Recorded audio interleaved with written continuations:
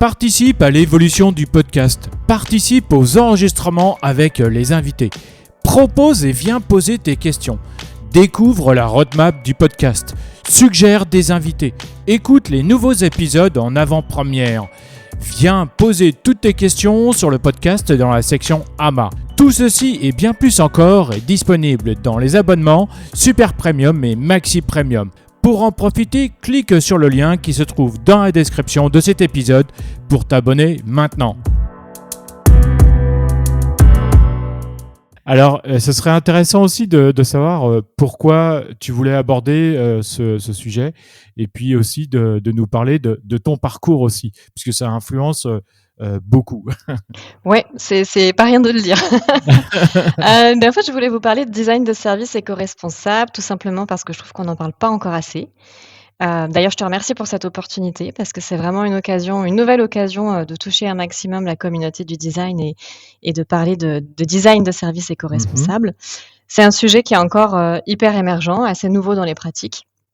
Et pourtant, très honnêtement, il est temps que ce soit intégré dans les formations et puis dans nos pratiques et dans nos projets de conception ou de reconception de services. D'accord. Donc pour me présenter rapidement et vous présenter un petit peu mon parcours, donc je le disais, je suis designer de service depuis près de 15 ans, même si à l'époque, je le dis souvent, mais on parlait clairement pas de design de service. Je suis tombée dedans, si on peut dire ça comme ça, pendant ma thèse de doctorat, dont le sujet portait du coup sur la modélisation des services et en gros sur la recherche d'opportunités business, au sein d'un opérateur télécom. Donc c'est dans ce cadre-là que j'ai commencé à m'intéresser à tout ce qui était sciences des services, qui était apparu un petit peu plus tôt aux États-Unis, à tout ce qui était aussi, approche systémique et pluridisciplinaire autour des services. Je me suis intéressée aussi aux travaux de Bruno Latour et à sa théorie de l'acteur réseau.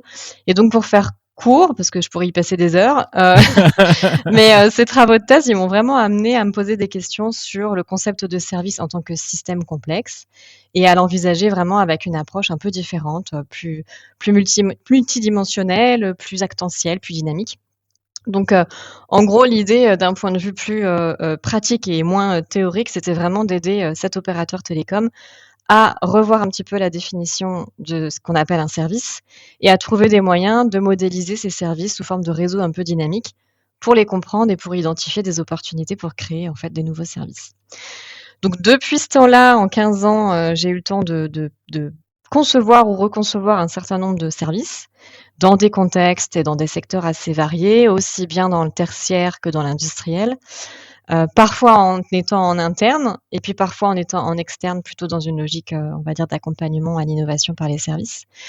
Mais voilà, plus les années passaient, plus il y avait un espèce de gouffre, qui se créait entre mes valeurs et mon job. J'avais, dans ma vie pro, l'environnement, l'écologie, tous ces enjeux-là qui commençaient à prendre de plus en plus de place et c'est à ce moment-là que j'ai bifurqué. Ok. D'accord. Et peut-être qu'il faudrait que je souligne aussi à nos auditrices et auditeurs que on a découpé un petit peu l'interview dans plusieurs parties. Alors dans cette partie, effectivement, tu venais de te présenter. Ensuite, on va parler effectivement de green service design.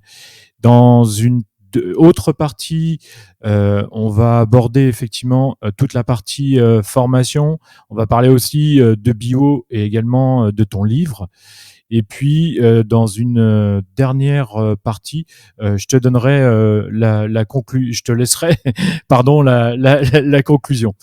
Alors, effectivement, dans cette seconde partie, on va aborder le cœur du sujet. Donc, qu'est-ce que c'est que finalement le green service design, comme toi tu l'as appelé, et comment t'es arrivé dans l'environnement, dans l'écologie. Bref, comment t'en es arrivé là, quoi.